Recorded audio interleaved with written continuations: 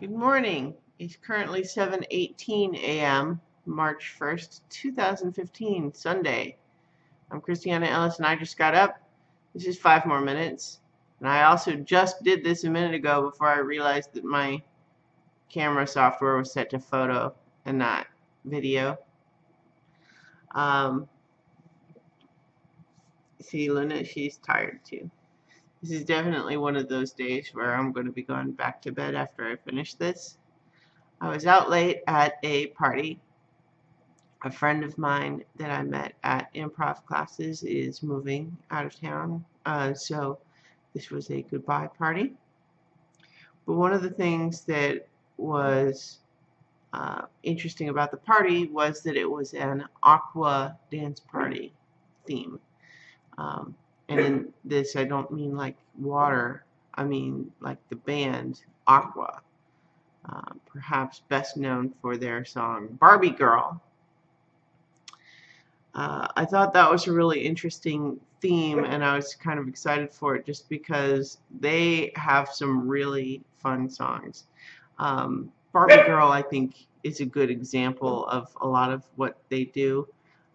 They have slow songs too, but those are not good, so just ignore those whenever you're, create a custom playlist for them and just ignore the slower songs. But what I find fascinating about their music is, they're Swedish, I believe, the band, but the songs are in English. And it's kind of fascinating because of how clear it is that they don't fully understand what they're even saying. The words are not hard to understand, except that just as you listen to the lyrics, they'll have something that seems like a metaphor of double entendre for sexy things, which obviously is a common thing to have in any country. Oh man. Common thing to have in any pop song. But then along will come a verse where like the metaphor completely breaks down and you start saying like, wait a minute, like, do they even know what they're talking about? I don't think they do. And it's just the slightly odd turns of phrase. I don't know very much about the history of them as a band or the actual people involved. I almost kind of don't want to know, because having them preserved as just this weird kind of unit sort of makes me happy. But anyway, they have a lot of fun songs. In particular, I'm partial to Cartoon Heroes, Cuba Libre, Happy Boys and Happy Girls is pretty good.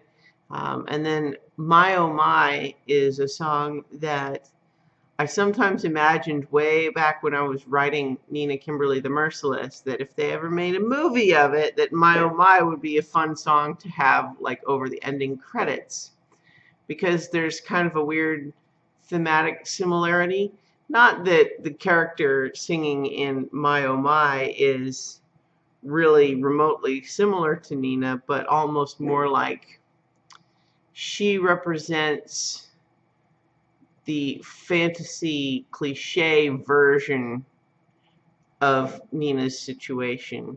In the song My Oh My, we have a princess who is complaining that her handsome prince that she's supposed to marry is going off to war instead of being with her. And so just the idea that she's stuck in her castle and she can't do anything else or go anywhere, and she's being left behind by her prince.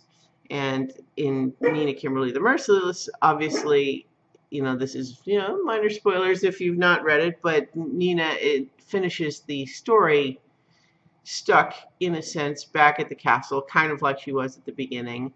And she had fallen in love with William, but he left because, his reasons were complex, but it just sums up mostly to,